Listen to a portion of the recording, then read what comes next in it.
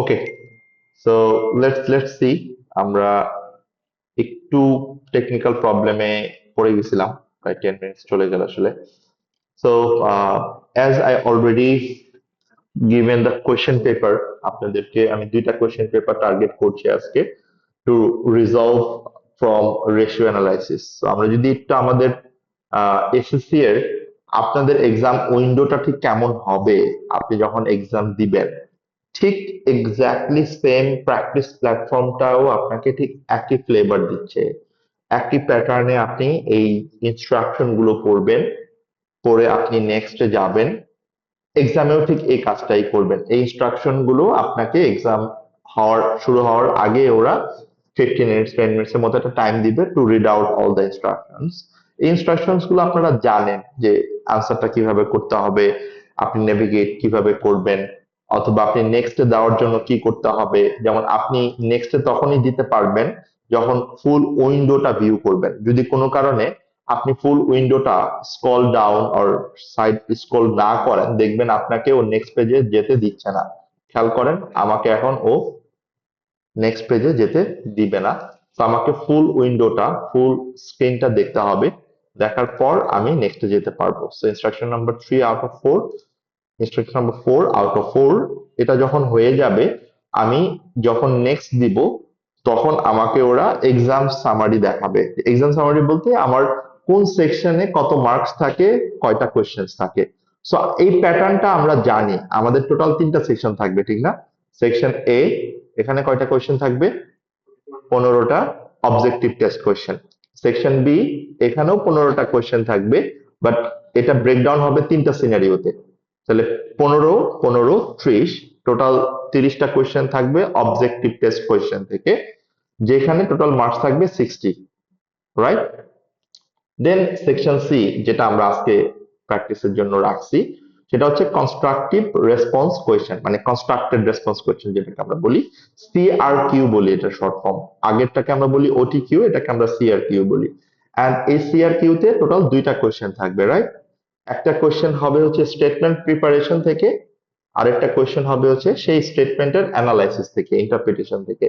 So এখানে আপনি দেখবেন যে কোয়েশ্চেনটা যখন স্টার্ট করবেন, ওরা আপনাকে একটা কনফার্মেশন দিয়ে স্টার্ট করলো যে আপনি এই কোয়েশ্চেনটা শুরু করতে চান কিনা। ওকে, এটা হচ্ছে কোয়েশ্চেন নাম্বার 31, মানে সিআরকিউ ফার্স্ট কোয়েশ্চেন। বাট এই কোয়েশ্চেনটা কোত্থেকে আসছে খেয়াল করে দেখেন। What is the requirement? Consolidation থেকে, রাইট? কনসলিডেটেড ফাইন্যান্সিয়াল স্টেটমেন্ট থেকে। আমরা তো আজকে আসলে কনসলিডেটেড ফাইন্যান্সিয়াল স্টেটমেন্টটা প্র্যাকটিস করছি না, এটা তো অলরেডি আমাদের অনেক কোয়েশ্চেন হয়ে গেছে প্র্যাকটিস করা। আমি কি করব, এই কোয়েশ্চেনটা ফ্ল্যাগ করে রাখবো। যদি এক্সাম হলের মতো আমি থাকি, ফ্ল্যাগ করে রাখবো, মানে এই কোয়েশ্চেনটা আমি পরে করব, পরে প্র্যাকটিস করব। যখন আমি ফ্ল্যাগ ফর রিভিউ করে রাখলাম, আমি কিন্তু নেক্সট কোয়েশ্চেনে আলটিমেটলি যেতে পারছি না, কেননা বিকজ আমি এখনো পর্যন্ত পুরো স্ক্রিনটা ভিউ করি নাই। সো আমাকে ফুল স্ক্রিনটা ভিউ করতে হবে, এটা হচ্ছে for any how. And flag for রিভিউর ফাংশনটা কি? ফ্ল্যাগ ফর রিভিউর ফাংশন হচ্ছে বিফোর এন্ডিং এক্সাম আপনি যদি এই ফ্ল্যাগটা উইথড্র না করে দেন, তাহলে এই কোয়েশ্চেনটা কিন্তু আনমার্ক থেকে যাবে। মানে এক্সামিনার কিন্তু এই কোয়েশ্চেনটা আর চেক করবে না, বিকজ এটা ফ্ল্যাগ ফর রিভিউতে ছিল, আপনি সাবমিট হবে না। So this is very important. Flag for রিভিউটা অবশ্যই যদি ইউজ করে থাকেন, সেগুলো চেক করা যে কোনোটা আপনার ফ্ল্যাগ ফর রিভিউ আলটিমেটলি করা ছিল কিনা। ক্লিয়ার? ওকে, যেমন আপনি নেভিগেটরে গেলেই বুঝতে পারবেন যে কোনটা ফ্ল্যাগ ফর রিভিউ আছে।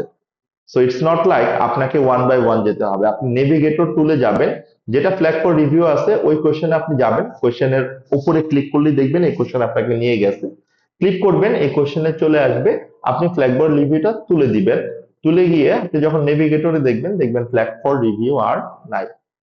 সো ইটস অটোমেটেড একটা কম্পিউটার বেসড এক্সামের প্রসিডিউর। ওকে, আর কি কি প্যাটার্ন আছে এখানে? আমাদের এখানে হেল্প একটা বাটন আছে, যেখান থেকে আপনি আপনার ইনস্ট্রাকশন গুলো দেখতে পারবেন। আপনার এখানে আলটিমেটলি অন্য অন্য এক্সামের ক্ষেত্রে ফর্মুলা শিট যেটা থাকে, রেট দেওয়া থাকে, সেগুলো হেল্প বাটনে থাকে। যেমন টিএক্স এর রেট গুলো কিন্তু আপনি হেল্প বাটনে পাবেন। টিএক্স ট্যাক্সের যে ট্যাক্সের রেট গুলো দেওয়া থাকবে না, সেটা আপনি এখান থেকে পাবেন। তারপর সিম্বল আছে, স্ক্র্যাচ প্যাড, ওই যেটা আমরা আসলে নোট বলি, ঠিক না? ওই যে খাতা কলমে যে নোট নেওয়ার ব্যাপারটা থাকে না, এখানেও আপনি ডিজিটালি কম্পিউটারে নোট নিতে পারবেন। এখানে ক্যালকুলেটর অপশন আছে, হাইলাইট অপশন আছে, স্ট্রাইক থ্রো আছে। স্ট্রাইক থ্রো মানে হচ্ছে এই যে মাঝখান থেকে কোনোটা আমার কেটে দেওয়াকে আমরা স্ট্রাইক থ্রো বলি। ওকে, আবার এটাকে আপনি তুলেও দিতে পারবেন স্ট্রাইক থ্রো যদি কোনো কারণে ইউজ না করতে চান। একটা সেকেন্ড, লাইটার, হ্যাঁ, হয়ে গেছে, তোলা যাচ্ছে। ওকে, বাট একটা জিনিস আমরা সবসময় রিকমেন্ড করি ইউজ না করতে, সেটা হচ্ছে এই ক্যালকুলেটরটা। এই ক্যালকুলেটরটা দেখতে খুব মানে বিদঘুটে এবং ইউজ করার মতো না, ইউজার ফ্রেন্ডলি না। খেয়াল করে দেখেন, 7 8 9 নিচে আছে, লাইক আরো স্ক্রিন হয়তো বা নিচে পড়ে গেছে। So it's not user friendly calculator. Rather আপনি আপনার ওন এই ক্যালকুলেটর লাগলে দুইটা নিয়ে যাবেন যদি কোনো কারণে রিস্ক ফেস করেন। কেননা আপনারা যখন অবজেক্টিভ টেস্ট কোশ্চেন করবেন, সেটা কিন্তু ক্যালকুলেটরে ক্যালকুলেট করে আপনি আনসারটা বসাবেন। ওইখানে কিন্তু আর এক্সেল মানে স্প্রেডশিট অথবা অন্য কোনো ক্যালকুলেশন ফরম্যাট থাকবে না। ওকে, সো প্লিজ এই জায়গাগুলা একটু বেসিক ইনস্ট্রাকশন, সেটা একটু আপনারা ট্রাই করবেন ফলো করার জন্য। এন্ড খেয়াল করেন, এটা স্প্রেডশিট এর কোয়েশ্চেন, কেননা এটা আপনাকে ক্যালকুলেশনটা বেশি করতে হবে। এন্ড একটা জিনিস আমরা কখনোই করব না, সেটা আপনাদেরকে অনেক সময় বলা হয়েছে এবং আরো বলা হবে অথবা আপনি আরো দেখবেন, সেটা হচ্ছে এখানে একটা রিসেট বাটন আছে। রিসেট বাটন মানে তো বুঝি, মানে আপনি এতক্ষণ যা করছেন যদি ইয়েস দেন তাহলে এখানে আর কন্ট্রোল জেড কাজ করবে না। সো প্লিজ এই এই বেসিক জিনিসগুলা একটু কেয়ারফুল থাকবো, যাতে করে এক্সামে আমরা এই ব্লান্ডার গুলো না করি। ছোট ছোট জিনিস, বাট এগুলো আমাদের অনেক মেন্টাল পিস দিবে যদি আমি এগুলো একটু কন্ট্রোল করতে পারি আমার নিজের উপরে। তাহলে আমরা এই কোয়েশ্চেনটা তো করব না, আমরা পরবর্তী কোয়েশ্চেনে চলে যাই, যে কোয়েশ্চেনটা আমরা এখানে করব আসলে। এবং খেয়াল করে দেখেন, আমরা রেশিও থেকে এই কোয়েশ্চেনটা আপনাদেরকে পড়ার জন্য আমি বলছিলাম। এটা লাস্ট সেশনের কোয়েশ্চেন, এই যে মার্চ জুন 2025। এন্ড আমি আপনাদেরকে আজকে একটা কোয়েশ্চেন লিস্ট দিয়েছি, খেয়াল করবেন। এই কোয়েশ্চেন লিস্ট অনুযায়ী আপনাদের গুগল ড্রাইভে সবগুলো কোয়েশ্চেনই আছে, past year question. Past year কোয়েশ্চেনের সেকশন সি এর জন্য যদি এই কোয়েশ্চেন গুলো আপনি করতে পারেন, মোস্ট প্রবাবলি হয়তো বা 15 থেকে 20টা কোয়েশ্চেন হবে ইন টোটাল। মানে গ্রুপের preparation ratio, single entity preparation ratio, that would be more than enough আপনাদের জন্য। ওকে, এন্ড এর মধ্যে কিন্তু অনেকগুলো কোয়েশ্চেন আমরা করে ফেলছি অলরেডি। গ্রুপের আপনি দেখবেন অনেকগুলো কোয়েশ্চেন এখান থেকে হয়ে গেছে, সিঙ্গেল এন্টিটি দেখবেন একটা দুইটা হয়ে গেছে, রেশিও দেখবেন আজকে দুইটা হয়ে গেছে, আগামী ক্লাসে হয়তো বা আমরা আরো একটা দুইটা করে ফেলতে পারবো। সো আপনাদের খুব বেশি যে ওন প্র্যাকটিসের জন্য থাকবে ব্যাপারটা তা না, বাট যেগুলো থাকবে এগুলো একটু ভালো করে টাইম ম্যানেজমেন্ট করে যেন করেন, লাইক আপনার টাইমের মধ্যে যেন এটা শেষ করতে পারেন। ওকে, এন্ড আমি এটা এটা নিয়ে মানে স্ট্রাগল করার পরেও কেন আমি এই প্র্যাকটিস প্ল্যাটফর্মই দেখাচ্ছি আপনাদেরকে, দ্য অনলি রিজন ইজ আপনি এক্সামে কিন্তু এক্সেল অথবা ওয়ার্ড আলাদা পাচ্ছেন না। আপনার এক্সাম প্ল্যাটফর্মে যে এই যে আপনি যে অপশনটা দেখতে পাচ্ছেন, তো এক্সামেও আপনাকে ঠিক একই রকম ভাবে দেওয়া থাকবে। এক্সামে আপনাকে একইভাবে ক্যালকুলেশনটা করতে হবে। সো আপনি যত বেশি প্র্যাকটিস প্ল্যাটফর্মে এসএসসি এর রিসোর্স যত বেশি আপনি অ্যাপ্লাই করবেন, ইউজ করবেন, তত বেশি আপনার পাস করার পার্সেন্টেজ চান্সেস বেড়ে যাবে। দ্যাটস অলওয়েজ অফিসিয়াল, এটা স্ট্যাটিস্টিক্সও আছে। So that's the thing.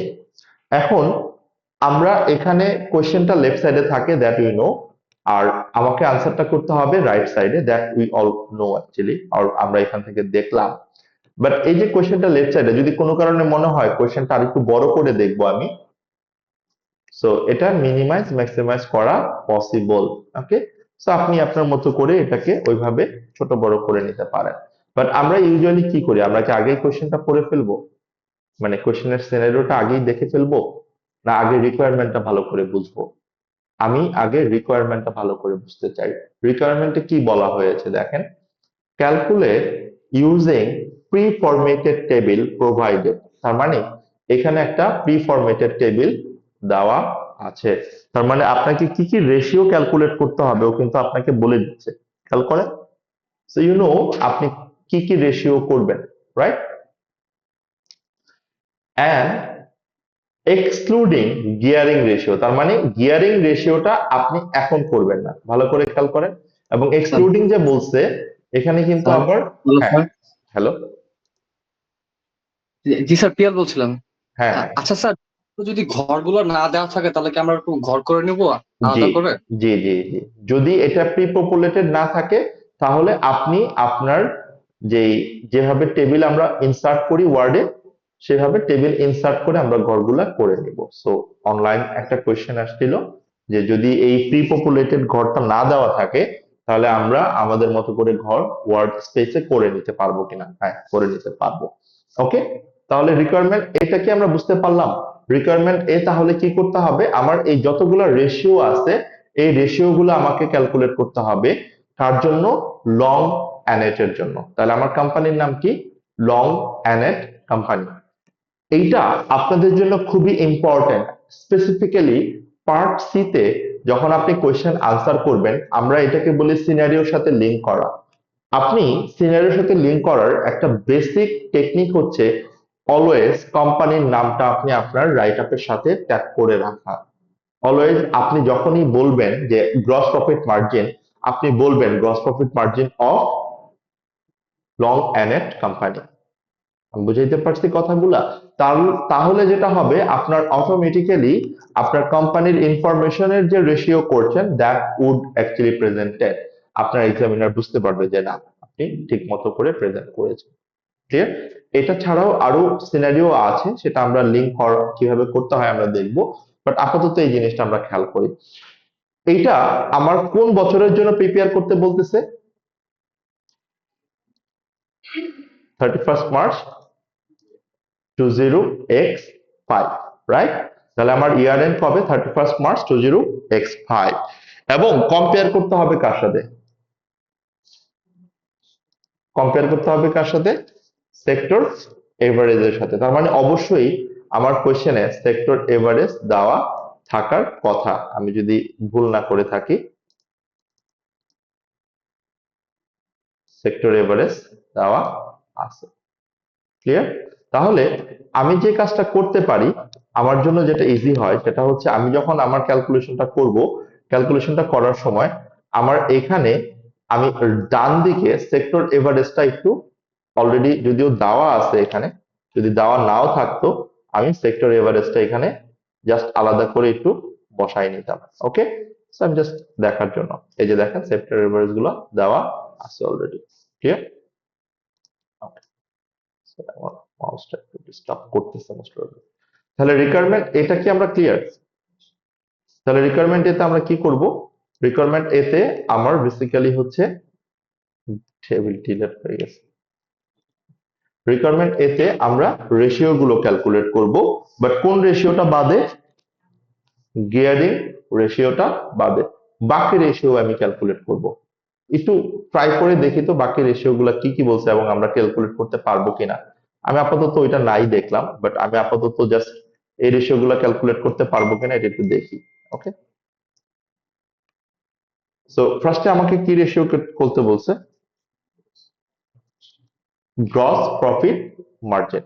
তাহলে গ্রস প্রফিট মার্জিন রেশিও আমি কিভাবে বের করি? তাহলে আমার কি দরকার? আমার দরকার হচ্ছে গ্রস প্রফিট। গ্রস প্রফিট দেওয়া আছে না কোশ্চেনে? কত? 4070। তাহলে গ্রস প্রফিট ডিভাইডেড বাই আমার কি দরকার? রেভিনিউ। এটা আসবে কিসে?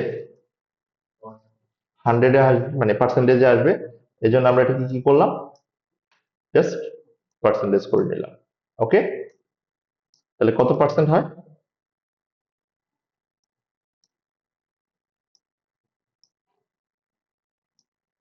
আমি কি বুঝতে পারলাম যে কিভাবে আমি করব? তাহলে গ্রস প্রফিট মার্জিন কত হবে দেখেন?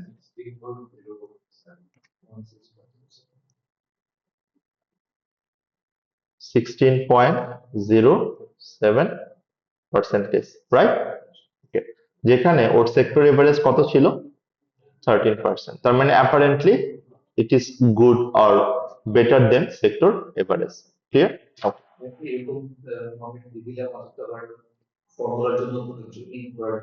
না, কারণ ওয়ার্কিং তো ওইটাই বলছে আসলে গ্রস প্রফিট মার্জিনটা কিভাবে হয়। আমি ফর্মুলা আলাদা করে না লিখলেও তো আমি ওয়ার্কিং এটা নিয়ে আসতেছি, ঠিক না? আচ্ছা, এরপরে আমার কি কি বের করতে হবে? হ্যাঁ, না, এই ওয়ার্কিংটা দেখাতে হবে। ওকে, এই ওয়ার্কিংটা দেখানো উচিত আসলে, এই ওয়ার্কিংটা দেখাইলে বেটার। ওকে, আচ্ছা, এরপরে operating profit margin.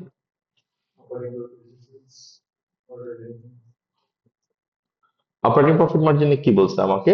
Operating profit, তার মানে আমি এটি যদি কপি পেস্ট করি, জাস্ট এখানে যদি আমি 620টা নিয়ে আসি, তাহলে কিন্তু আমার কাজটা আরো সিম্পল হয়ে গেল, আমার টাইমটাও সেভ হয়ে গেল। কত হয় তাহলে? একটু করি, নিজেরাও একটু করি, তাহলে দেখা যাবে যে আপনিও মানে 2.45%। ক্লিয়ার? এরপর রিটার্ন অন ক্যাপিটাল এমপ্লয়েড। তাহলে রিটার্ন অন ক্যাপিটাল এমপ্লয়েড মানে কি? Operating profit divided by capital employed. তাহলে ক্যাপিটাল এমপ্লয়েড কত আছে? 10,000। আমার ক্যাপিটাল এমপ্লয়েড ফর্মুলাটা কি? Equity plus long term liability. তাহলে equity plus long term liability কত হয় আমার? অ্যাগ্রিড এটার সাথে আমরা? আমার ROC return on capital employed এর ফর্মুলাটা কি? রিটার্ন অন ক্যাপিটাল এমপ্লয়েড ফর্মুলাটা কি?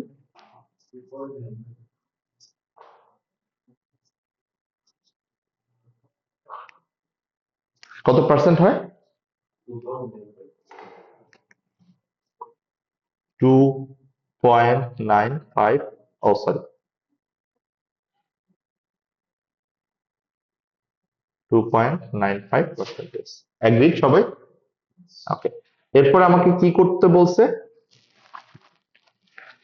Revenue per employee. তাহলে আমার টোটাল রেভিনিউ কত এখানে? Revenue per employee. তাহলে আমার কি দরকার? নাম্বার অফ এমপ্লয়ি দরকার। তো আমরা নাম্বার অফ এমপ্লয়ি কোথাও পাই কিনা দেখি একটু। একদম নিচের দিকে দেখবেন দেওয়া আছে নাম্বার অফ এমপ্লয়ি কত।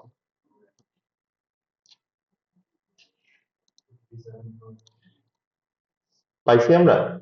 তাহলে আমার টোটাল এমপ্লয়ি কত? 290। তাহলে আমার এইখানে কত ডলার পার এমপ্লয়ি?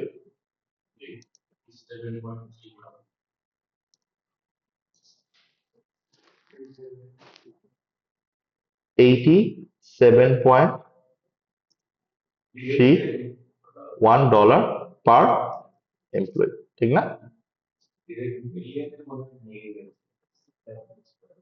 কোনটা? না, এটা তো 290, আমরা তো এখানে আসলে 1000 কমন নিয়েই করছি, সমস্যা নাই। আমি তো আসলে মিলিয়নে করি নাই কোনোটাই। না, একই। 25320 এর কথা বলতেছে? আচ্ছা, সেক্টরটা, হ্যাঁ, সেক্টরটা ওরা যেটা করছে ওরা হচ্ছে টোটালটা দিয়ে করছে। সো আলটিমেটলি যদি এখানে আপনি ওইটা 87.31 আসছে না, 87,310 হবে, একই। So it's nothing but good point, যে আমার ওল্ড মানে ওল্ড প্যাটার্নে আমাকে দেখাতে হবে, ঠিক না? ওল্ড প্রেসক্রিপশনে আমাকে দেখাতে হবে। ওকে, গিয়ারিং রেশিও তো আমাকে এখন করতে হবে না। গিয়ারিং রেশিওটা কি? ডেপ্ট বাই ইকুইটি। তাহলে ডেপ্টের খেলাটা এখানে কিছু একটা খেলা আছে, যে খেলাটা আমি হয়তো বা পরে রিকোয়ারমেন্টে গেলে বুঝতে পারবো। বুঝতে পারলাম? তাহলে এইখানে আমি আপাতত এটা স্কিপ করলাম। পরেরটা কি? পরেরটা ইনভেন্টরি টার্ন ওভার ডেজ। এটা ডেজে আসবে। ইনভেন্টরি টার্ন ওভার ডেজ এর ফর্মুলাটা কি ছিল? What is inventory turn over days? Inventory turn over days বলতে আমরা কি বুঝি? আমার on an average closing inventory কতদিন আমার হোল্ড করে রাখতে হয়, অ্যান্ড ইনডিরেক্টলি এটা সেল হইতে আমার কতদিন আসলে টাইম লাগে। So this is correlated to inventory and cost of sales, ঠিক না? তাহলে আমার ফর্মুলাটা কি হবে?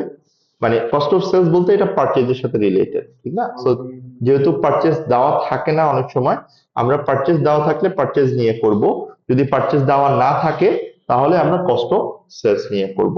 তাহলে আমার ফর্মুলাটা কি হবে? ইনভেন্টরি টার্নওভার ডেইজ এ closing inventory, right? Closing inventory, তাহলে ক্লোজিং ইনভেন্টরি আমি কোথায় পাবো? ব্যালেন্স শিটে পাবো। তাহলে আমি ব্যালেন্স শিটে যাই, ক্লোজিং ইনভেন্টরি কত আছে? কত আছে? 960। ক্লোজিং ইনভেন্টরি ডিভাইডেড বাই আমার cost of sales. Cost of sales আমি কোথায় পাবো? প্রফিট অর লসে, রাইট? এবং আমার রেজাল্টটা কিসে আসবে? ডেইজে আসবে, ঠিক না? সো অলওয়েজ রিমেম্বার, যদি এটা ডেইজে আসে তাহলে we will have to multiply it with 365, ঠিক না? যদি ডেইজে আসে তাহলে এটা আমাকে 365 দিয়ে মাল্টিপ্লাই করতে হবে। যদি এটা মান্থে আসতো, মানে যদি এটা আমার মান্থে বের করতে হইতো, তাহলে আমি মাল্টিপ্লাই করতাম কত দিয়ে? 12 দিয়ে। যদি এটা আমার উইকলি বের করতে হইতো তাহলে আমি মাল্টিপ্লাই করতাম 52 দিয়ে। তো আপনাকে এইটা একটু দেখতে হবে যে এটা কি ডেইজে হচ্ছে, মান্থে হচ্ছে, না উইকলি হচ্ছে। হ্যাঁ, কথাটা ক্লিয়ার?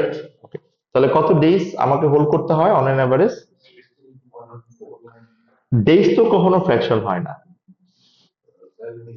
সো 16.4 হইলে উই ক্যান টেক 16 ডে, 16.5 এর বেশি হইলে উই ক্যান টেক 17 ডে। তাহলে 16 ডেজ। ক্লিয়ার? কোনো সমস্যা আমাদের এখানে? Okay. এরপরে আমার কি রেশিও মানে বের করতে বলছে? Trade payable payment in days, ঠিক না? What is the trade payable payment period? মানে আমার পেয়েবল কে পে করতে অন অ্যান অ্যাভারেজ কতদিন পে, মানে কতদিন টাইম নিতে হয় আমাকে, রাইট? তো ইউজুয়ালি আমার বেশিও নেওয়া যায় না, কমও নেওয়া যায় না। There is a credit agreed period, অথবা there is a standard sector অ্যাভারেজের কিছু প্র্যাকটিস থাকে। যেমন এখানে আমার কতদিনের মধ্যে সাপ্লায়ারকে পে করতে হয়? 65 ডেজ এর মধ্যে, ঠিক না? ওকে, তার মানে আমার যদি 65 ডেজ এর কম হয় ভালো, বেশি হইলে আমার অ্যাকচুয়ালি পেয়েবল পেমেন্ট ডেজটা খারাপ। আবার একবারে যে খারাপ তাও না, অনেক সময় এটা হয়তো বা আমার ইনডিরেক্ট একটা প্রফিট কে ইম্প্যাক্ট করে। কিভাবে? আমি ক্যাশটা রেখে দিচ্ছি, মেবি অন্য কোথাও আমি ইউজ করতে পারি। So that's a sort of আমার থিওরিতে চলে আসবে। তাহলে ট্রেড পেয়েবল পেমেন্ট পিরিয়ড সেটা কিভাবে হবে? ফর্মুলাটা কি? ট্রেড পেয়েবল, ট্রেড পেয়েবল কত আছে? 4600 divided by purchase or cost of sales. তাহলে কস্ট অফ সেলস কত আছে আমার? Into 365, right? তাহলে আমার পারচেজ ওই যে একই, আমি পারচেজ দিয়ে করব। তাহলে আমার 79 ডেজ। আসলে দুইটার কোনো ডেইজই ভালো নাই অবস্থায়, ঠিক না? ওইদিকে খেয়াল করে দেখেন, আহ, আমার রিসিভেবল কালেকশন পিরিয়ড, ও সরি, ইনভেন্টরি টার্নওভার ডেইজ, যেখানে সেক্টর এভারেজ 13 ডেজ, বাট আমার কিন্তু 3 দিন বেশি। তার মানে it is a actually holding cost incur করে আমার জন্য। এটার জন্য আমাকে ইনডিরেক্ট একটা কস্ট ইনকার করবে, প্লাস ইনভেন্টরি অবসোলেট হওয়ার একটা চান্স থাকে। সেই কথাগুলো আমরা বলতে পারি। ওইগুলো তো আমি আসবো, যে ওই এখনো তো সিনারিওটা আসলে পড়া হয় না, আমি জাস্ট রিকোয়ারমেন্ট পড়ে আমি চলে গেছিলাম ইয়াতে। অ্যানালাইসিস যখন আমি করব, ফুল সিনারিওটা না করে আমি অ্যানালাইসিস আসলে যেতে পারবো না। Point is very right. কেননা যেহেতু সুপার শপ, তাহলে সুপার শপের সব থেকে ইম্পর্টেন্ট জিনিস কিন্তু তার ওয়ার্কিং ক্যাপিটাল, তার ইনভেন্টরি কিনতে হয় রেগুলার। তার ইনভেন্টরি বেশি দিন পরে থাকাটা কিন্তু ভালো না, পেরিশেবল একটা জিনিস না। কারণ সুপার শপ মানে কি, আপনি স্বপ্নের কথা চিন্তা করেন, আপনি মিনা বাজারের কথা চিন্তা করেন, এদের তো ইনভেন্টরি টার্নওভার ডেজ বেশি না, এদের তো রিসিভেবলই নাই, এই জন্য রিসিভেবল ডেজের কথা আসেই নেই এখানে। এদের কোনো রিসিভেবল থাকে না, এদের পেয়েবল থাকে শুধু। হ্যাঁ, রিসিভেবল থাকতে পারতো যদি এরা কর্পোরেট কাস্টমার ডিল করতো। কর্পোরেট কাস্টমার এরা ডিল করে না আমার জানা মতে। ওকে, কারেন্ট রেশিও ফর্মুলাটা কি? তাহলে আমার কারেন্ট অ্যাসেট কত টোটাল? এই যে দেখেন এখানে, current asset divided by current liability, right?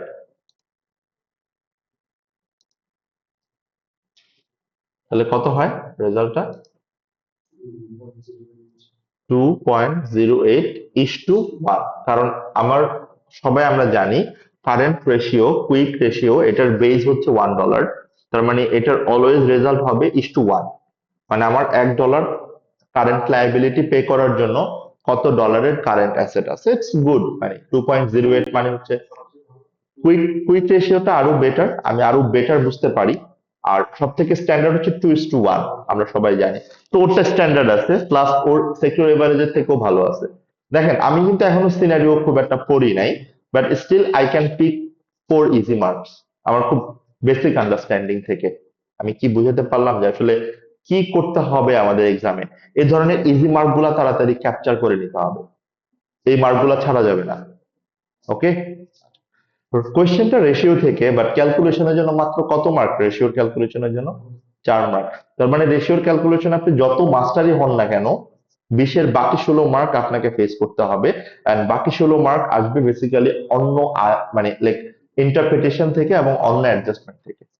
Okay, so please এই জায়গাটায় ওপেন থাকা লাগবে। এন্ড ইউ সি, আপনাদের কারো কিন্তু প্রবলেম হচ্ছে না, this is the last year question brother. আপনি লাস্ট ইয়ারের কোয়েশ্চেনই সলভ করতে পারতেছেন নিজে নিজে, you have that capacity. So exam time আছে, 1 মাস পড়াশোনা করলে অনেক ভালো time. So you will get pass, I have that confidence on you guys. And আমার মনে হয় এক্সামের লাস্ট এন্ট্রি হচ্ছে কালকে। So you have already booked, আপনি প্লিজ হোয়াট এভার ইউ, আপনি কনফিডেন্স এখনো পাচ্ছেন না।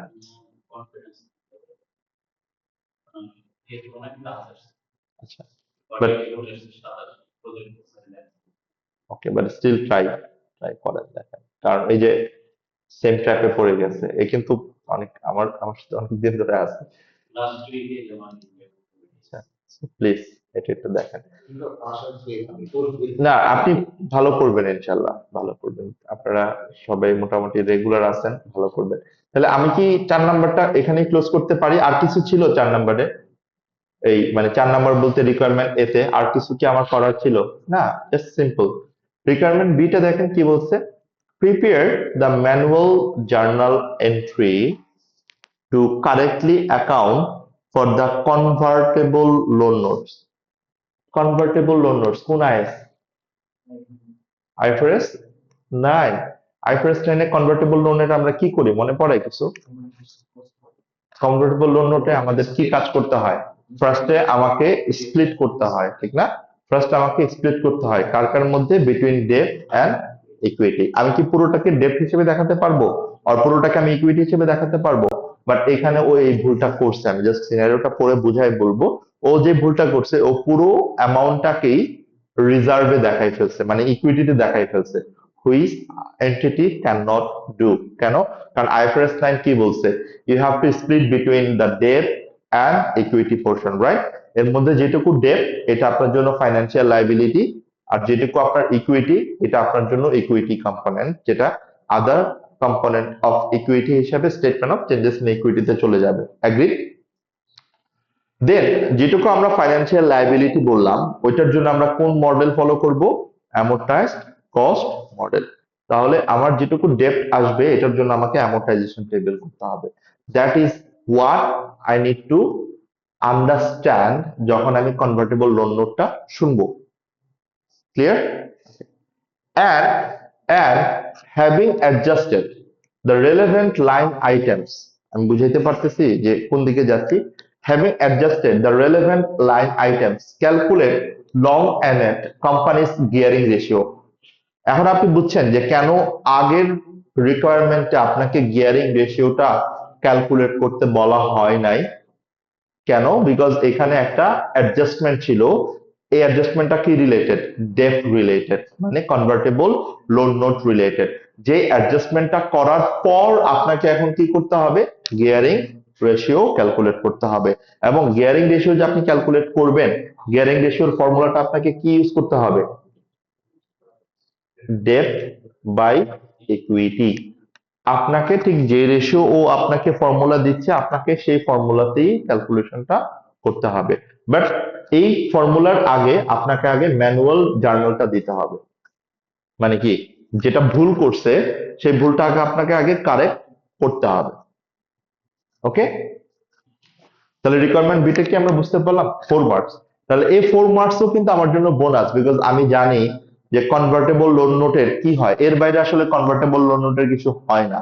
আপনি যত কোয়েশ্চেন দেখবেন দেখবেন কনভার্টেবল লোন নোট রিলেটেড এই অ্যাডজাস্টমেন্টই কমন।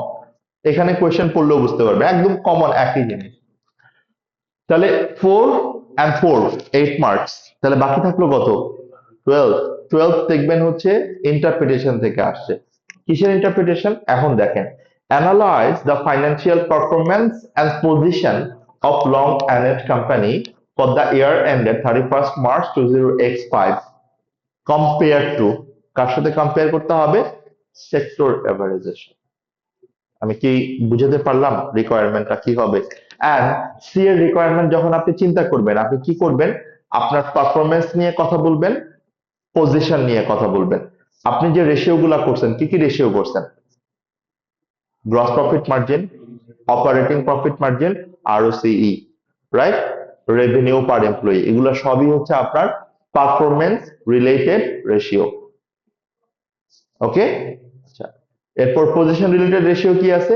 গিয়ারিং রেশিও আছে, ইন্টারেস্ট কভার আছে, দেন কারেন্ট রেশিও আছে, এন্ড ইনভেন্টরি ডেজ বললাম, এন্ড পেয়েবল পেমেন্ট ডেজ। এগুলো সব কি রিলেটেড? Position related. তাহলে আপনাকে এখন ব্যালেন্স করতে হবে, কারণ আপনার টোটাল কত মার্কস ইন্টারপ্রিটেশনের জন্য? 12 মার্কস, রাইট? আপনাকে 5 কথা বলতে হবে হচ্ছে পারফরমেন্স দিয়ে, 5 কথা বলতে হবে হচ্ছে পজিশন দিয়ে, 2 মার্কস আপনাকে অ্যালোকেট করতে হবে কিসের জন্য? কনক্লুশনের জন্য। That should be your planning, that should be your exam answer planning. আপনি কিভাবে আনসারটা প্ল্যান করবেন? আমি কি বুঝতে পারতেছি? তার মানে আপনি এখানে টাইটেল ইউজ করবেন financial performance of Long End company, financial position of Long End company. Financial performance এর আন্ডারে যেগুলো পারফরমেন্স রিলেটেড রেশিও, ওগুলো আপনি 2 লাইন 3 লাইন করে কথা বলবেন।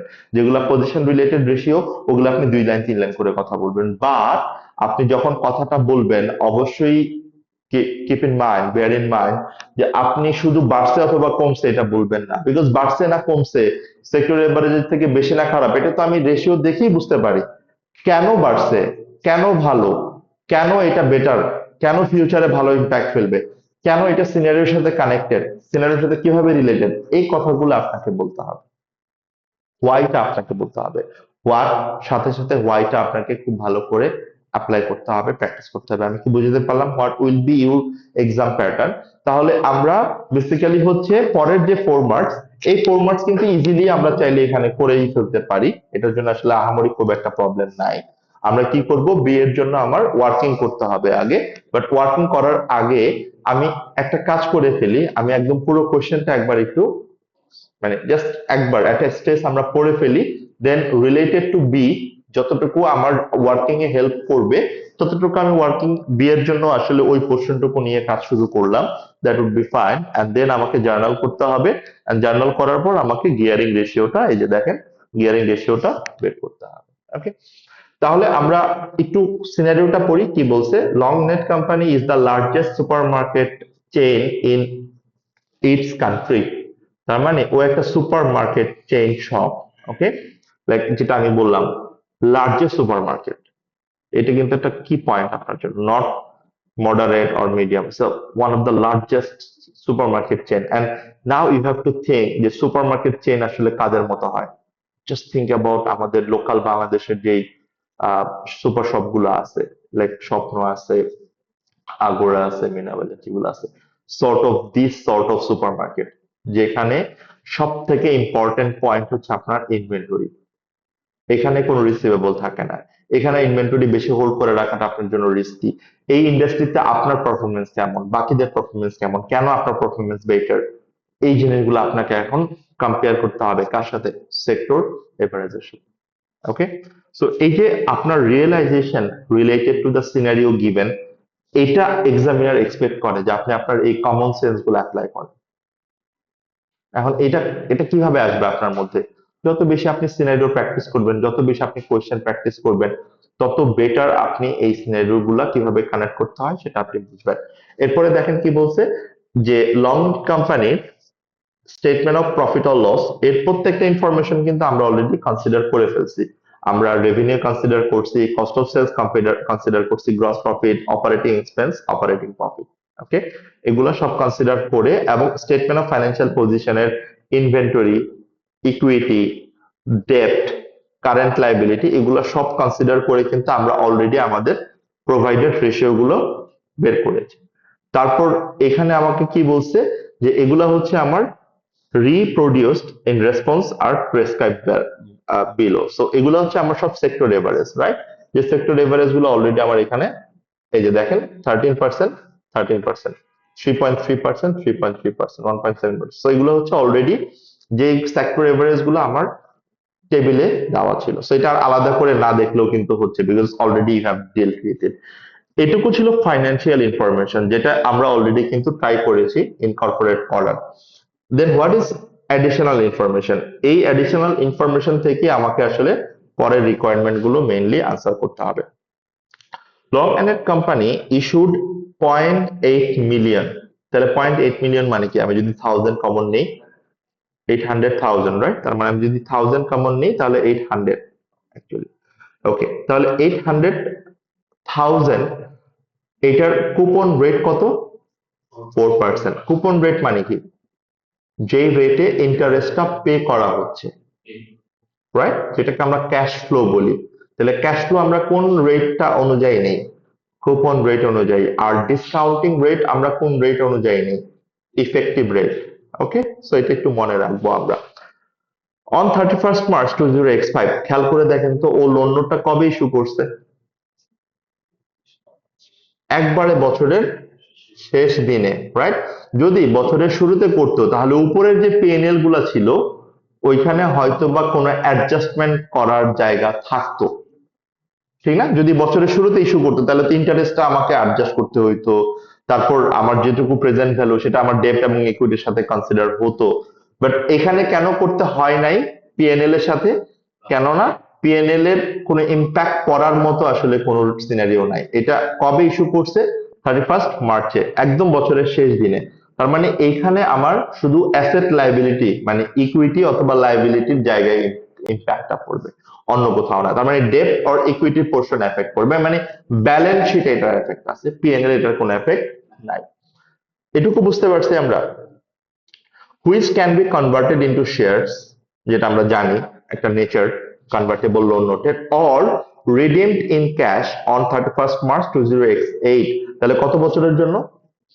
3 years, 20x5 to x6, x6 to x7, x7 to x8, right? 3 years এর convertible bond, convertible loan note.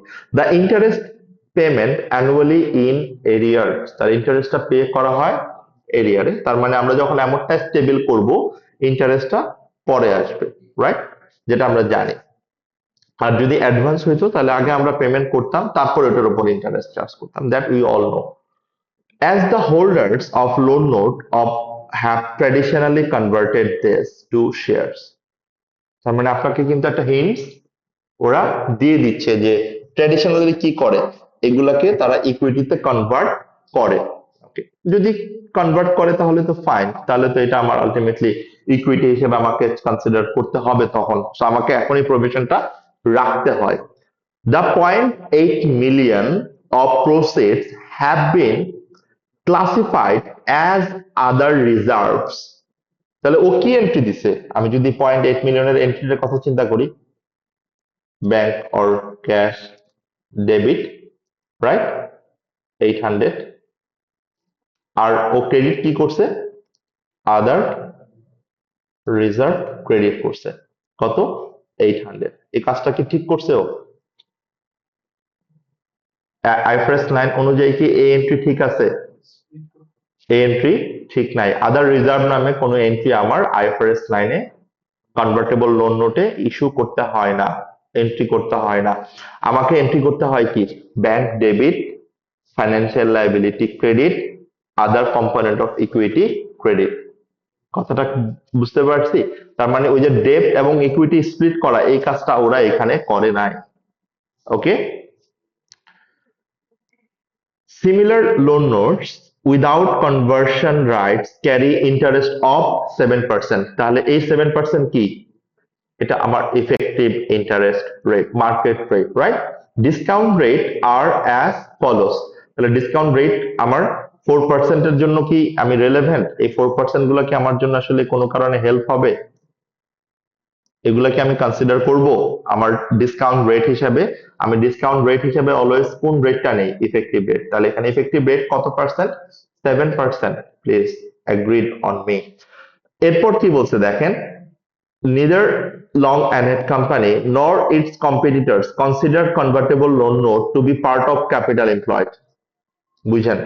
তার মানে এরা, মানে এও না আবার এর কম্পিটিটরও না, মানে কি সেক্টর এভারেজেও তাহলে এটাকে আলটিমেটলি তারা লং টার্ম লাইবিলিটি হিসেবে কখনোই কনসিডার করে না, মানে ক্যাপিটাল এমপ্লয়েড হিসেবে কনসিডার করে না।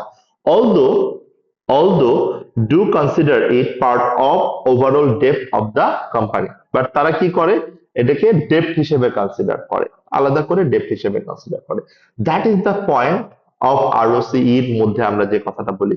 বাট এখানে আমাকে বেসিক্যালি কি চিন্তা করতে হবে? আমার এখানে একটা ডেপ্ট দেওয়া আছে না কোশ্চেনে, খেয়াল করে দেখেন তো। তো এই ডেপ্টের মধ্যে কি আমার এটা আছে? না। ইকুইটির মধ্যে কি এটা আছে? ইকুইটির মধ্যে এটা আছে, বাট ইকুইটি থেকে আমাকে ওই যে আদার রিজার্ভে রাখছে না ও, বাট আদার রিজার্ভ হিসেবে কতটুকু রাখতে পারবে? পুরোটা রাখতে পারবে? মানে আদার রিজার্ভ বলতে কি, মানে ইকুইটি কি পুরোটা রাখতে পারবে? না। সো পয়েন্টটা, আমি হুকটা বুঝতে পারছি যে আসলে কোথায় ও ভুলটা করছে। তাহলে এখন এইটুকু থেকে কি আমি আমার ডেপ এবং ইকুইটির স্প্লিটটা করতে পারবো না? মানে ডেপ কতটুকু, ইকুইটি কতটুকু, মানে ম্যানুয়াল জার্নালটা আমি করতে পারবো না? ম্যানুয়াল জার্নাল মানে কি? ও যে এন্ট্রিটা দিছে, এন্ট্রিটা তো ভুল দিছে। কোন এন্ট্রিটা ভুল দিছে? এই এন্ট্রিটা ভুল দিছে।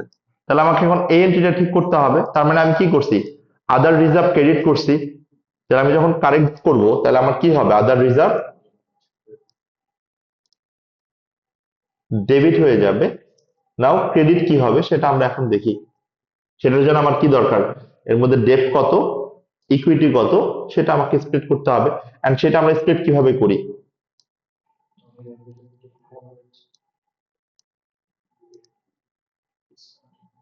আমি চাইলে এটার জন্য একটা টেবিল করতে পারি, ঠিক না? টেবিলও করতে পারি এটাকে। So আমার আসলে কয়টা টেবিল লাগবে? Year, finance cost, right, then payment, coupon payment, and then finally হচ্ছে আমার ক্লোজিং ব্যালেন্স। ওপেনিং ব্যালেন্সও তো লাগবে আসলে, চারটা। ওকে, তাহলে আমার কি কি দরকার? আমার দরকার হচ্ছে ইয়ার, আমার দরকার ওপেনিং। ও সরি, না না, এটা সমস্যা আছে, সমস্যা নেই এটা।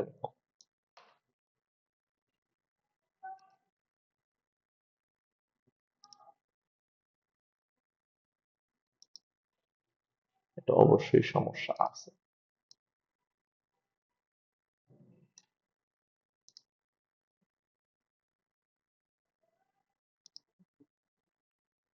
ওকে, আমি কাট পেস্ট করে নিলাম সো দ্যাট আমার এখানে আর কোনো সমস্যা নেই।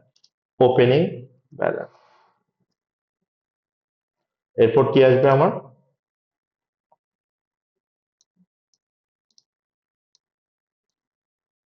এরপর হচ্ছে আমার ফাইন্যান্স। ও না, সরি, আমি তো অ্যামোর্টাইজ টেবিল করতেছিলাম। Sorry sorry sorry sorry sorry sorry sorry, আমি সরি সরি, আমি আপনাদেরকে কনফিউজ করে দিচ্ছিলাম, সরি। ওকে, তাহলে আমার আসলে এত কিছু লাগবে না। আমার ইয়ার দরকার, আমার ক্যাশ ফ্লো দরকার, রাইট? ক্যাশ ফ্লো হবে কত? 800, 800 ইন্টু 4%, রাইট? এটা হচ্ছে আমার ইন্টারেস্ট। আর এটা হবে হচ্ছে আমার ডিসকাউন্টিং ফ্যাক্টর। ডিসকাউন্টিং ফ্যাক্টর কত পার্সেন্টের জন্য? 7%-এর জন্য।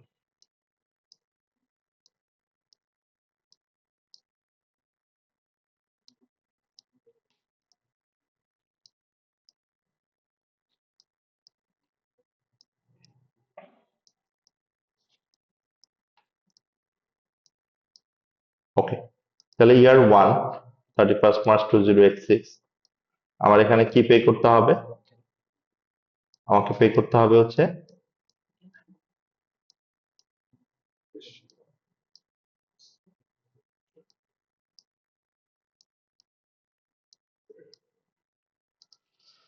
কত ডলার ছিল? 32, রাইট? এটা ইয়ার 2 তেও 32 হবে, ইয়ার 3 তে গিয়ে 800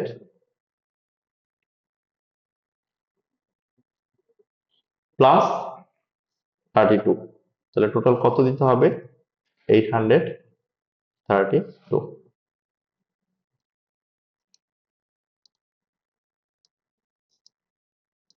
ডিসকাউন্ট ফ্যাক্টর আমার 0.935, 0.873, 0.816, তাহলে আমার প্রেজেন্ট ভ্যালু কত?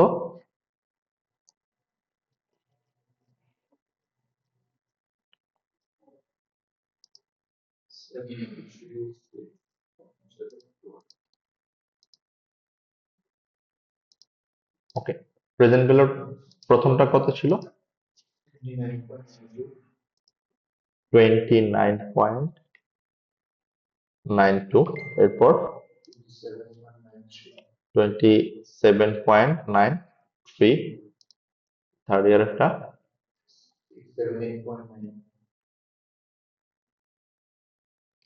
67.9, তাহলে টোটাল প্রেজেন্ট ভ্যালু কত?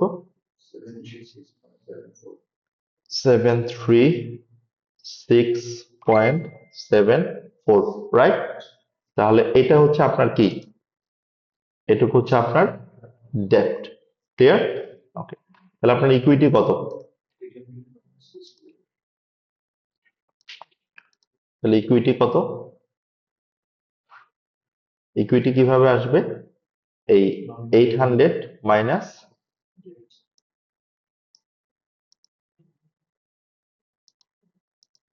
জাস্ট একটু ব্রেকডাউনটা দেখায় দেওয়ার জন্য, আর কিচ্ছু না। হ্যাঁ, কত আসে?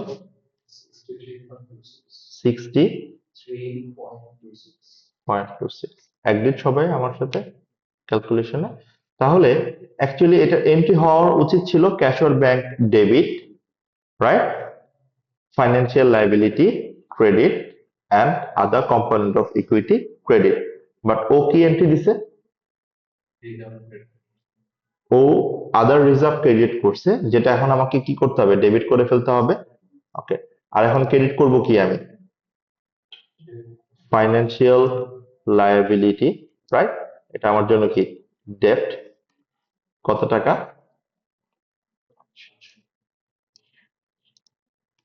ক্লিয়ার? আর ইকুইটি কত টাকা হবে? Other component of equity credit, that's ইট।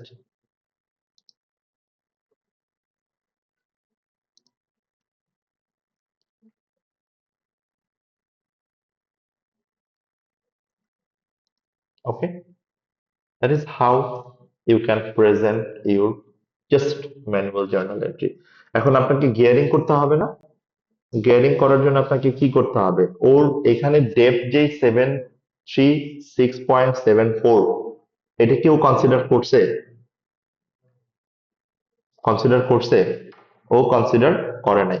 তাহলে আমার এখানে গিয়ারিং রেশিওর মধ্যে আলটিমেটলি কি করতে হবে? ডেপ্থটা অ্যাডজাস্টেড ডেপ্থ বের করে নিতে হবে, অ্যাডজাস্টেড ডেপ্থ, রাইট? প্লাস অ্যাডজাস্টেড ইকুইটিও বের করে নিতে হবে। অ্যাডজাস্টেড ডেট মানে কি? ওর এই যে 11 মিলিয়ন, এই 11 মিলিয়নের সাথে আমার এই যে ডেপ পোর্শনটুকু, এটা আমার কি হয়ে যাবে? অ্যাড হয়ে যাবে। অ্যাগ্রিড সবাই? আচ্ছা, আর ও যে ইকুইটিতে এই 10 মিলিয়ন দেখাইছে, এটার মধ্যে কি অলরেডি এটা ইনক্লুড করে দিছে না? তাহলে আমাকে কি করতে হবে? এখান থেকে কথাগুলো খুব সহজভাবে আমরা বুঝতে পারতেছি, বাট খেয়াল করে দেখেন যে এক্সামিনার যখন এই কোয়েশ্চেন গুলো অ্যান্সার করতে গেছে, অথবা কোয়েশ্চেনে যখন ওরা আনসার করতে গেছে, ওদের জন্য হয়তো ডিফিকাল্ট লাগছে, বাট আপনি যদি সিনারিওটা করে ফেলেন, আপনার জন্য কিন্তু খুব ডিফিকাল্ট কিছু না। তাহলে কত হয় অ্যাডজাস্টেড ডেট?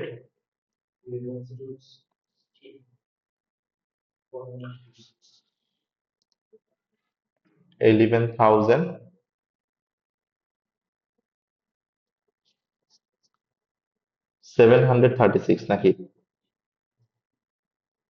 0.74, যেটা আমার এখানে চলে আসবে, রাইট? ডেপ্ট। আমার ফর্মুলা কি? Debt by equity, right? Liquidity কত হবে এখন?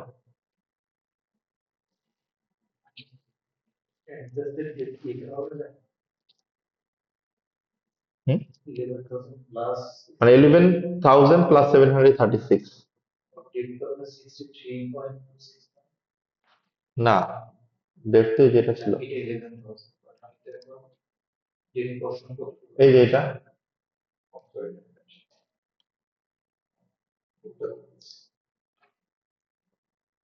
ইকুইটি কত হয়? হুম, না মানে ইকুইটি হচ্ছে আমার ইকুইটি হিসেবে আমি কনসিডার করছি কত, 736 কনসিডার করছি, বাট আমার তো 736 হবে না, রাইট? ওকে, ক্লিয়ার? ওকে, তাহলে আমার অ্যাডজাস্টেড ইকুইটি কত হয় একটু বলি। 10 মিলিয়ন থেকে 736, 10,000 থেকে এটা বাদ যাবে, একটু বাদ দিয়ে বলেন আমাকে কত হয়।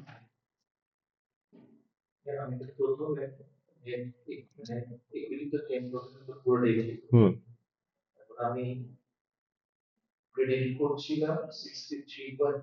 ভালো করে বুঝেন, ও কিন্তু পুরোটা ক্রেডিট করছে, মানে ও কিন্তু ক্রেডিট করছে 800, ভালো করে বুঝবেন কথাটা। ওর যে 10,000 ও ইকুইটি দেখাইছে, এই 10,000 এর মধ্যে অলরেডি 800 ইনক্লুডেড, ঠিক না? এখন আমি এখান থেকে কি করতে পারি, আমি আলাদা অল্টারনেটিভ বলি আপনাকে।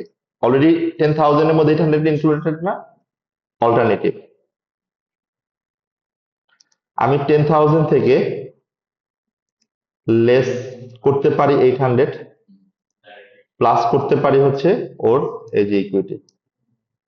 এটা করলে যেটা আসবে, এটা করলেও এই একই জিনিস আসবে।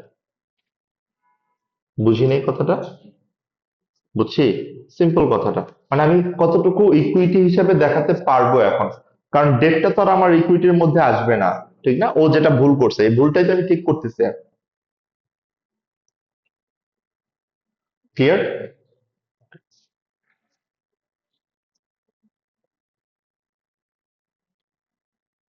তাহলে আমার কত আসছে এটা?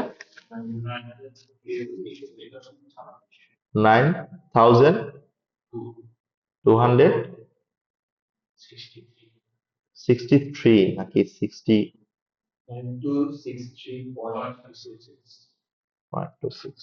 ওকে, তাহলে এটা হবে হচ্ছে আমার ইকুইটির অ্যাডজাস্টেড ব্যালেন্স। ওকে, তাহলে তো আমি পেয়ে যাব আমার গিয়ারিং রেশিও কত, পাবো না? তাহলে গিয়ারিং রেশিও কত?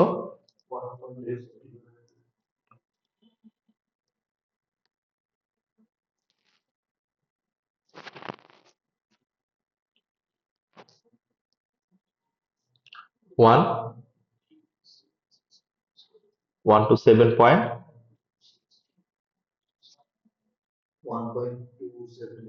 মানে 100 দিয়ে মাল্টিপ্লাই করতে হবে তো আমার, মানে এটা তো আমার পার্সেন্টেজ আসবে, ঠিক না?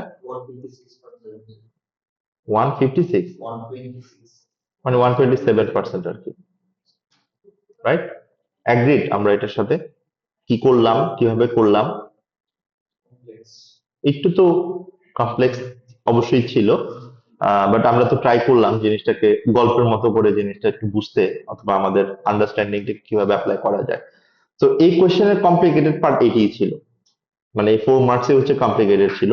প্রথম 4 মার্কস, পরের 12 মার্কস কিন্তু স্ট্রেট ফরওয়ার্ড, জাস্ট আপনারা বাসায় একটু গোত্র করলে হয়ে যাবে। এখন এই পর্যন্ত আমরা দেখছি, ঠিক না? বাকি 2, 3 এবং 4, এই নোটগুলো হচ্ছে রিলেভেন্ট টু আওয়ার রেশিও, মানে আমি যখন রেশিও আনসার করব, তখন 2, 3 এবং 4 আমাকে মাথায় রাখতে হবে আনসার করার সময়। কিভাবে মাথায় রাখতে হবে দেখেন, to combat increased competition from competitors which earn lower margins, Lang Company opened a new range of cheaper budget stores. দেখছেন ও কি করছে, যেটা করে আমাদের স্বপ্ন যেটা করছে, আপনি চিন্তা করে দেখেন, স্বপ্ন মাঝখানে যখন জিনিসের দাম বেড়ে গেছে, ও কি করছিল, মাংস ধরেন কম দামে মাংস দিবে, কম দামে চাল দিবে, একটা প্যাকেজ দিবে, বান্ডেল দিবে, এগুলোর অফার দিচ্ছে না? ও একই কাজ করছে, কেন করছে? Just to attract new customer, ওর কম্পিটিটরকে হারানোর জন্য। This opened in February and March 2025 following a large public publicity campaign. তো এটার জন্য হয়তো বা আপনি দেখবেন যে ওর গ্রস প্রফিট মার্জিনে কিছু একটা চেঞ্জ হয়েছে, কারণ 13% ছিল, 16.07% হয়েছে, মানে সেল বাড়ছে। But on the other hand আপনি খেয়াল করে দেখবেন ওর অপারেটিং প্রফিট মার্জিন কমে গেছে। কেন? বিকজ এটা ওপেন করতে, অ্যাডভার্টাইজ করতে, হিউজ অ্যাডভার্টাইজমেন্ট করছে না, বলছে না, লার্জ পাবলিসিটি ক্যাম্পেইন। এটার জন্য হয়তো বা ওর ওই overhead cost, other expense, admin expense, marketing cost, এগুলা বেড়ে গেছে। এটা হচ্ছে আপনাকে চিন্তা করে বলতে হবে। এটা কিন্তু বলে নাই যে বাড়ছে, আপনাকে মাইট বলতে হবে এখানে, might be. Number three, long-ended company owns all its properties and measures this using the cost model. তাহলে ও কোন মডেলে থাকে? কস্ট মডেলে। এখন আমি কিন্তু জানি না সেক্টর এভারেজের বাকিগুলা কোন মডেলে আছে। এটা একটা আপনার জন্য কমেন্ট, যে কমেন্টটা আপনাকে অবশ্যই ইনক্লুড করতে হবে। Okay, its competitor sold properties under long term leases. Again, ওর কম্পিটিটররা কিন্তু লং টার্ম লিজ করে, তার মানে এখানেও আপনাকে একটু মাথায় রাখতে হবে তাহলে ওর লিজ লাইবিলিটি কই, ওর রাইট অফ ইউজ এসেট কই, কিন্তু এগুলো তো নাই, ছিল না আমার ব্যালেন্স শিট আইটেমে। সো এই পয়েন্ট গুলো আপনাকে নিয়ে আসতে হবে যে এগুলোর কারণে হয়তো বা কম্পারিজনটা বেটার হয় নাই। Longend company entered an agreement with retailer of home furnishing during the year. ও সুপার শপ ও নতুন করে আরেকটা ডাইভার্সিফাইড একটা ওয়েতে যাচ্ছে। সেটা কি? Home furnishing during the year, ওই যে আমরা ইন্টেরিয়র বলি না, ওই ইন্ডাস্ট্রিতে আবার সে ঢুকতে চাচ্ছে। enabling them to sell these products in its stores, মানে ওদের ওই প্রোডাক্ট গুলা ওরা সুপার শপ স্টোরে সেল করতে পারবে। Many of long-ended companies competitors focus on retail of food and drinks products. You can straight way compare করতে পারেন আমাদের সুপার শপ গুলোর মতো। এর মধ্যে কোন একটা সুপার শপ কি করছে, ওটাকে ডাইভার্সিফাইড করে হোম ফার্নিশিং ইন্ডাস্ট্রিতে মানে ইনভলভ হয়েছে। বাকি কম্পিটিটররা কিন্তু এখানেই আছে। Okay, so that's the point আপনাকে আনসার করার সময় মাথায় রাখতে হবে। Okay, so now what we will do, আমরা জাস্ট এই কোশ্চেনের আনসারটা এক্সামিনার কিভাবে করেছে সেটা একটু জাস্ট একটা গ্ল্যান্স একটু দেখে ফেলি। আজকে আমরা আর বেশি দূর আগাই বিকজ একটা কোশ্চেন হয়ে যাওয়ার পর অলরেডি আমাদের মাথায় হয়তো বা কিছু প্রবলেম মনে হইতেই পারে। তাহলে আপনাদের হোমওয়ার্ক কোনটা থাকতেছে? আরেক যে কোয়েশ্চেনটা আমি দিয়ে রাখছি, ওই কোয়েশ্চেনটা অবশ্যই আপনারা বাসায় করবেন প্লিজ। আপনি যদি বাসায় ওটা না করেন তাহলে মানে কোনোভাবে আপনার এই জিনিসগুলা ক্লিয়ার হবে না। মানে আমি আপনাকে যত করাই দিব রেশিও কোয়েশ্চেন গুলো, আপনার তত কমফোর্টেবল লাগা শুরু হবে। বাট আপনাকে আপনার ওন ব্রেনকে চ্যালেঞ্জ করতে হবে, and of course I am here. আপনার প্রবলেম হইলে তো আমরা ডিসকাস করতেই পারতেছি। ওকে, এখানে আনসার গুলো, এটার অ্যামোর্টাইজেশন তো আর লাগবে না। যদি আমার এটার বছরের শুরুতে হইতো, যদি পিএনএল এর কোনো এফেক্ট আমাকে দেখাতে হতো তাহলে আমি করতাম। এই যে এটাও আপনাকে কন্ট্রোল করা, যে এটা অ্যামোর্টাইজেশন করতে হয়, বাট এই সিনারিওতে অ্যামোর্টাইজেশনের কোনো দরকার ছিল না, রাইট? হ্যাঁ, যদি এরকম বলতো যে ফাইন্যান্স কস্ট ইনক্লুড করা কুপন রেটে পিএনএল এ, বাট এটা হবে ইফেক্টিভ রেট, তখন আপনি কুপন রেট না করে ইফেক্টিভ রেট করতাম ইনক্রিমেন্টাল টোকন, যেটা আমরা সিনারিওতে দেখছি অনেক ক্ষেত্রে। সেটা আমার সিনারিও স্পেসিফিক, আমাকে এক্সাম স্ট্র্যাটেজি চিন্তা করতে হবে। সো শেষের দিকে আনসার গুলো দেওয়া থাকে, উই নো আমরা এগুলা করেছি, আমাদের পার্সেন্টেজ গুলা ঠিক আছে কিনা একটু চেক করে নিবেন আপনারা বাসায়। বি নাম্বারটা ঠিক ছিল কিনা এটাও আপনি দেখতে পারেন বাসায়। এবং আমরা এখন সি নাম্বারটা নিয়ে কথা বলতেছিলাম, ঠিক না? যে সি তে আসলে আমরা কিভাবে আনসারটা করব। ইউ সি, এখানে আমাদের আসলে খুব সিম্পলি কথাগুলা বলা হয়েছে।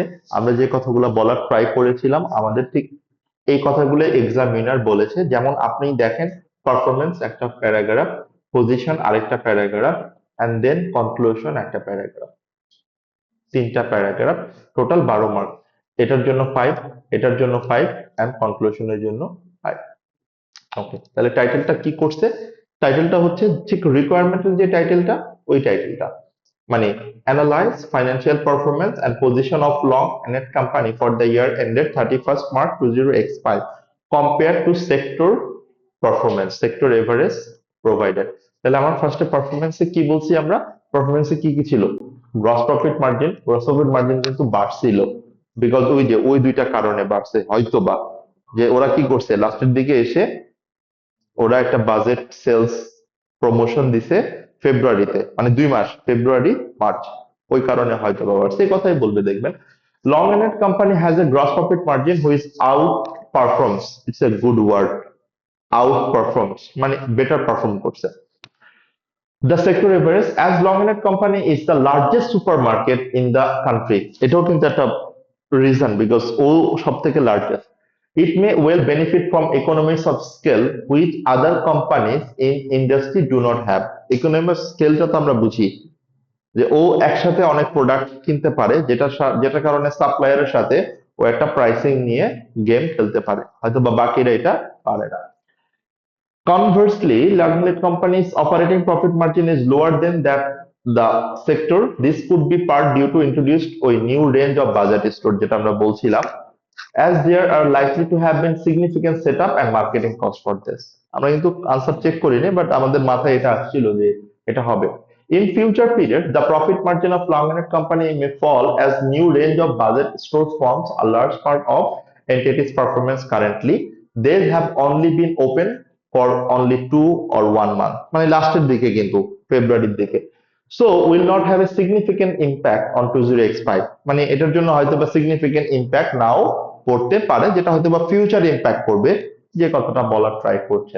The ROCE company is outperforming the sector average. দেখেন এখানে কিন্তু কোথাও ওইভাবে পার্সেন্টেজ গুলো আনা হয় নাই, বাট আপনার এক্সাম স্ট্যান্ডার্ড প্যাটার্নে কিন্তু আপনি চাইলে আনসারটা আনতে পারেন, মানে লাইক ব্র্যাকেটে দিতে পারেন যে লাইক লং রেটেডটা এত percent rather than sector average, তাহলে হয়তো বা আরেকটু বেটার হয় প্রেজেন্টেশনটা হয়। As its competitors utilize long-term lease, they will have high lease liability, which means that long-let company may have smaller capital employed. পয়েন্টটা বুঝছেন, ওই যে যেটা বললাম না আমরা, বিকজ ওর তো লিজ লাইবিলিটি নাই, যেটা ওর কম্পিটিটরের আছে, যেই কারণে আমার কম্পিটিটরের হয়তো বা ডেপ আরো বেশি, ওকে, অথবা ক্যাপিটাল এমপ্লয়েড আরো বেশি। It is also worth nothing that Longlet company holds its properties under cost model, and if it were to revalue its property, this could potentially have effect of significantly reducing the return on capital employed. মানে হচ্ছে ওর কথা হচ্ছে যদি ROC এর ক্ষেত্রে কি হয়, যদি ক্যাপিটাল এমপ্লয়েড বেড়ে যায়, আমরা জানি না রেজাল্টটা ক্যাপিটাল এমপ্লয়েড কি, এটা ডিনোমিনেটর, ক্যাপিটাল এমপ্লয়েড যদি বেড়ে যায় আরওসি কি হবে, কমে যাবে। তো এটাই ওরা বলতেছে যে লিজ লাইবিলিটি আমার আরওসি এর ক্ষেত্রে ক্যাপিটাল এমপ্লয়েড বাড়ে দুইটা কারণে, ডেট বাড়লে ক্যাপিটাল এমপ্লয়েড বাড়ে, ইকুইটি বাড়লেও ক্যাপিটাল এমপ্লয়েড বাড়ে। ক্লিয়ার? তাহলে ডেট বাড়লেও কিন্তু ক্যাপিটাল এমপ্লয়েড বাড়তে পারে, আবার যদি আপনি রিভ্যালুয়েশন মডেলে যান তাহলে একটা রিভ্যালুয়েশন সারপ্লাস হবে না, সেটার কারণে কি হবে, ইকুইটি বাড়বে না। এই কারণে বলতেছে যে যদি ক্যাপিটাল এমপ্লয়েড বেড়ে যায় তাহলে আরওসি কি হবে, কমে যেতে পারে। The revenue per employee of Longlet company is much lower than the sector. This might suggest that Longlet company use of the workforce is less efficient than the sector.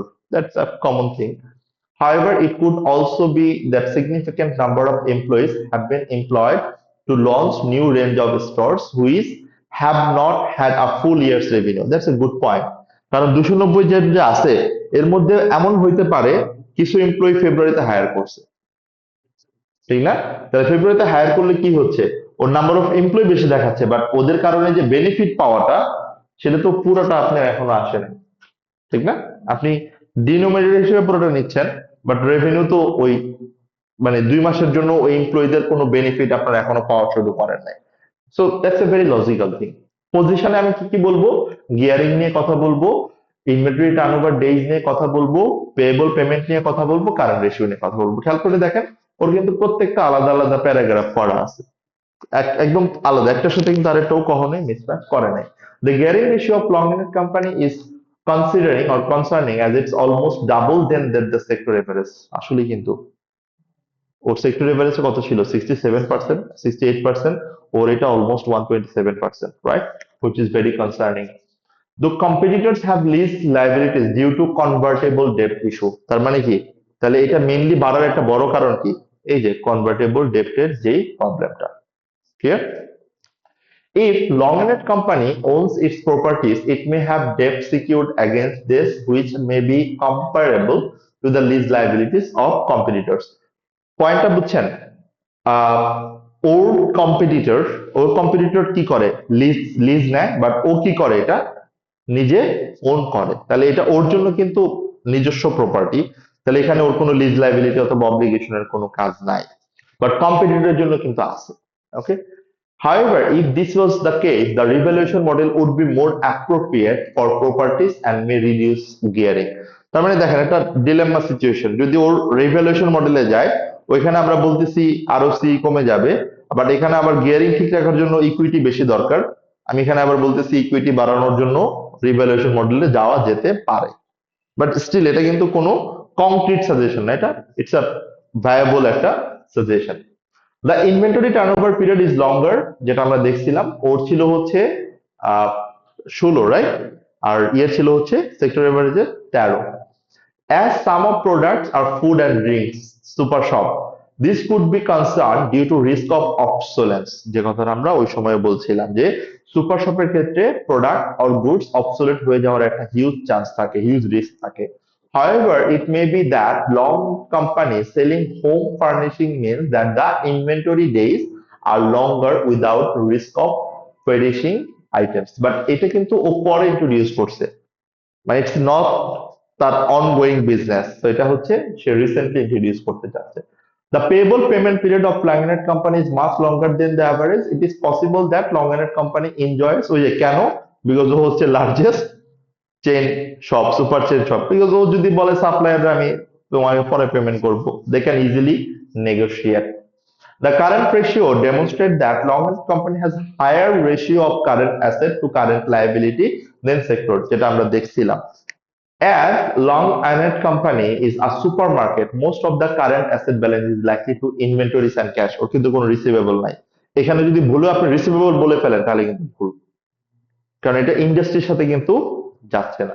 But আপনি কিন্তু জানেন যে current রেশিওর ক্ষেত্রে receivable একটা important component, but এই সিনারিওর জন্য না। কথাটা clear? As most sales will not be on credit, যেটা আমরা একটু আগেই বলছিলাম কথাটা, তার মানে দেখেন আমরা যে কথাবার্তাগুলো চিন্তা করতেছিলাম বলতেছিলাম এটা একটু গুছাই লেখা, এবং এই গুছাই লেখাটার জন্য আমার এক্সামিনারের যে suggestive answer, that's more than good enough, right? আপনি চাইলে একটু গো থ্রু করে আপনার মতো করে একটু আনসারটা চেক করে আমাকে দেখাতে পারেন। Conclusion: overall, Longnet company appears to have performed well, generating good profit and appears to be in a strong liquid position. More information on cash flow would be useful কারণ অনেক ইনফরমেশন নাই এখানে, and opening of new range of stores might signify a future risk. As Long Island company owns a lot of properties, it is likely that the high debt levels are secured on this, মানে ওই যে ওর যেগুলা dep ওইগুলো হয়তো বা এই অ্যাসেটের উপর mortgage রেখেই নেওয়া, living them in a stable position, মানে যেহেতু ওর বেসিক্যালি হচ্ছে নিজেই অ্যাসেট গুলোর মালিক, তাহলে এখানে আসলে ওইরকম গিয়ারিং রিস্ক খুব একটা থাকে না, বাট স্টিল ওর গিয়ারিং রেশিও কিন্তু অনেক হাই। এটার একটা বড় কারণ হচ্ছে ওই কনভার্টেবল লোন নোটটার কারণ। ক্লিয়ার? সো আই থিঙ্ক এটাতে 12 মার্ক ছিল, খেয়াল করেন 12 মার্কসের কিন্তু আপনি অনেকগুলো পয়েন্ট আপনার মাথায় ছিল, মানে প্রত্যেকটা রেশিও নিয়ে আপনি কথা বলছেন, প্রত্যেকটা রেশিও, একটা রেশিও কিন্তু আপনি বাদ দেন নাই। Clear? So please try to attain this easy type of marks. Ratio is very easy peasy, but you have to মানে keep your mind, your brain very calm যখন আপনি রেশিওটা লিখবেন। তাড়াহুড়া করা যাবে না। কোনো কারণে এখানে মানে মাথা গরম করা যাবে না। ঠান্ডা মাথায় পড়বেন, পরে আনসারটা করবেন। আপনি কোনো কারণে যদি মনে করেন যে সেকশন সিটা আপনি আগে অ্যান্সার করতে চান, আপনি করতে পারেন, ইটস নট এ প্রবলেম। আপনি যদি মনে করেন যে না আপনি সেকশন সিটা পরে করবেন, মাথা ঠান্ডা রেখে করবেন, ইউ ক্যান ডু দ্যাট। আপনি ব্রেকডাউন করে ফেলবেন, যে 1.5 ঘন্টায় আপনি সেকশন এ বি যেভাবে হোক শেষ করেই ফেলবেন, and it is easily doable. তারপর আপনি সেকশন সি ধরবেন নেক্সট 1.5 ঘন্টায়, নেক্সট 90 মিনিটসে। 50 মিনিটস দিবেন একটা কোয়েশ্চেনে, 40 মিনিটস দিবেন আরেকটা কোয়েশ্চেনে, অর 45